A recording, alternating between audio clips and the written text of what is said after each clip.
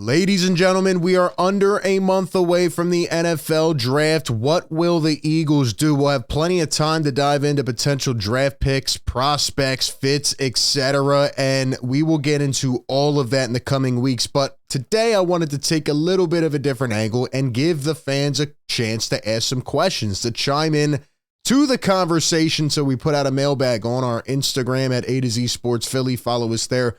Twitter, community posts, we put it out everywhere, and we have some good questions to answer today. We'll get into that, but as always, we started off with a question of the day.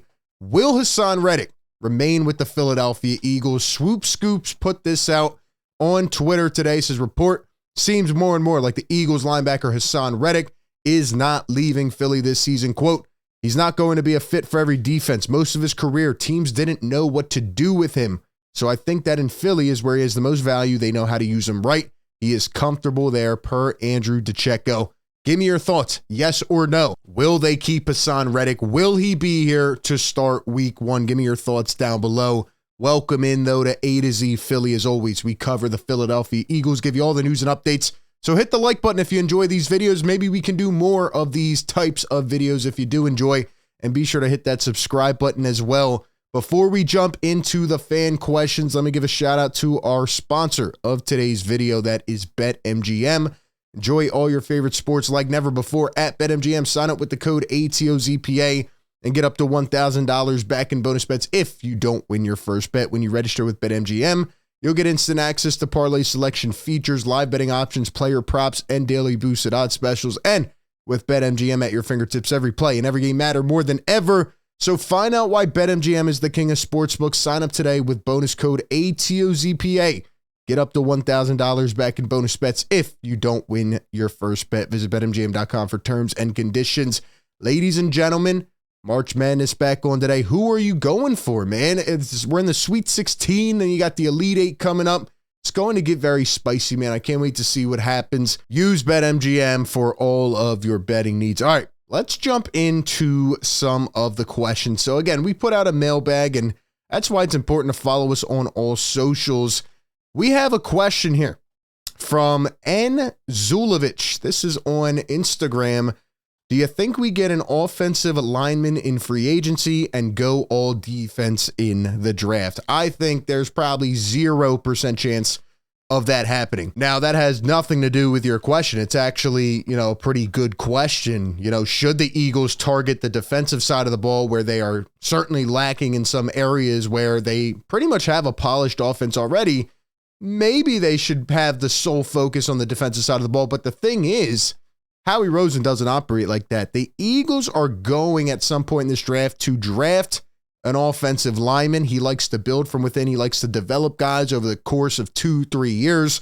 So even if they go out and, sign somebody, which they already have in free agency, and try to patch up some holes per se, or maybe get some more depth pieces, Howie Roseman likes to have guys waiting on the bench. He likes to have guys learning from others, aka the Jurgens of the world, right?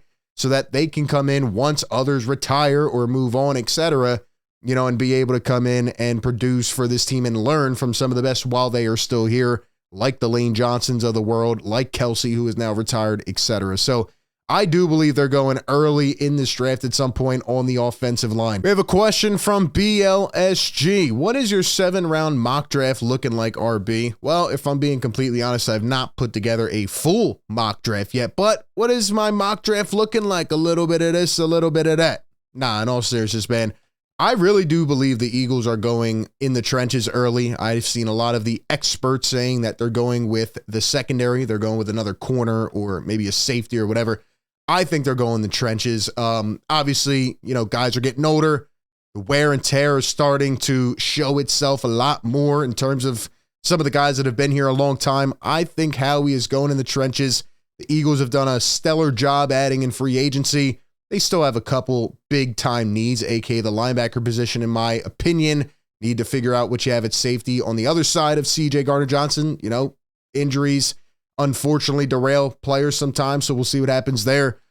Overall, I could see them going trenches. I could see them, drafted an offensive lineman or defensive lineman, another edge rusher in the first round, depending on even what happens with Haason Reddick. I could see them going in the secondary for sure multiple times in this draft.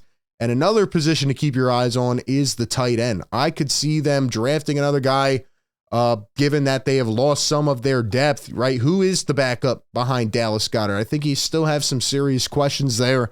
So look for tight end at some point in this draft.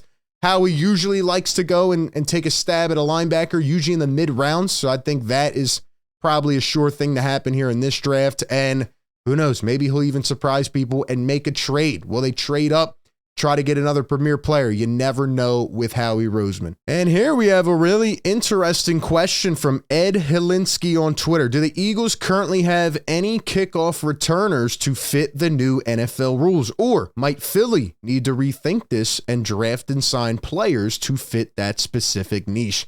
That is a very good question. I actually didn't extensively research the new rules of the kickoff until yesterday, I believe. And I went and checked it out, and man, there is a lot more than just at the surface level, like the whole landing zone. And, you know, if it hits here and rolls here, then the ball is placed here. They are really trying to encourage returns because they're essentially gone at this point. They are extinct. And I do believe there will be a lot of returns now. I think teams are going to have to kind of scheme, you know, how do we get these guys in open space after coming out of the end zone, or maybe they don't even kick it to the end zone anymore. It is going to be very interesting, right? Because the kicking team no longer has their guys running downhill at full speed. It's almost like they're trying to beat guys off the line, like at the line of scrimmage. And if they don't adapt quick enough, these returners, if you find those right niche guys, they could find themselves breaking off really easy. I can't even believe that this is a real thing now. Like looking at it, it just doesn't feel right. But as you know, we are always subject to change. So I do think teams, in addition to the Eagles, are going to try to find some of those crafty one-trick ponies. Maybe they learn to make that their niche, right? I never would have thought that would be the case before. But for example, the Chiefs just signed a rugby player today. Maybe they're going to try to use him in that element. I think if I was a guy and I knew I wasn't going to get drafted coming out of college and I was undersized and, you know, probably not good enough to be a receiver, maybe I just really, really focus on learning how to make the best returns possible in this new kind of kickoff system.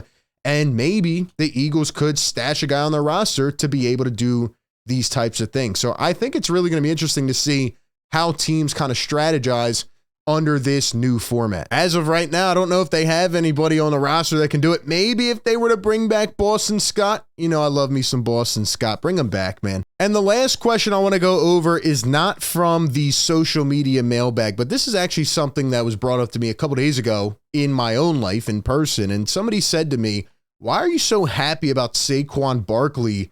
The Eagles don't know how to utilize running backs. Before I answer that question, shout out to Saquon. He's a man of the people. He is beloved here already in Philly. He was on the Kelsey podcast and essentially said to him, you know, you don't have to watch me this year. Kelsey was talking about how fun it'll be. You don't have to watch me. Come on, suit up, come back, play. Saquon, you have one job, bring Kelsey back.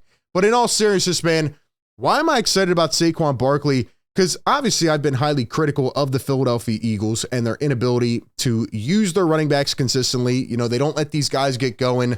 I felt that Swift and Miles Sanders, etc., could have been used even more. Even though they've had 1,000-yard seasons, they could have been utilized more. And, you know, when it comes to Saquon Barkley, yes, they're going to have to give him these touches. But first and foremost, there is a difference between DeAndre Swift and Saquon Barkley. Saquon is a different animal, okay? This guy can easily get you 1,000 yards in a season. He could still maybe be a 3-down back, but, you know, the size, the speed, the strength, just the ability to make guys miss. Saquon Barkley is an absolute stud. He's a guy you build your offense around. So when it comes to the Eagles this year, yes, they have a lot of questions. You know, one question people don't want to talk about is Jalen going to be himself again? Is he going to be now the 2 years ago Jalen? And, you know, was the Brian Johnson thing just an outlier? There's a lot of questions in that category. But when you look at this team on paper, they are so freaking stacked. And you add a guy like Saquon Barkley into the mix, you do not go out and pay a guy $13 million per year to give him, you know, 3 carries in a first half. And it's going to be very interesting to see how they mix in the dynamic now with such another lethal weapon like Saquon Barkley. Yes, the Eagles don't like to make running the ball their primary focus, but There might be games where they have to rely on Saquon to go out there and win games. That's why you pay him. The Eagles don't traditionally do that, but they recognize the level of greatness of this guy, and sometimes it's going to be as easy as that. I think sometimes we overthink and coaches overthink. Sometimes it's as simple as give it to your best playmakers, put it in their hands.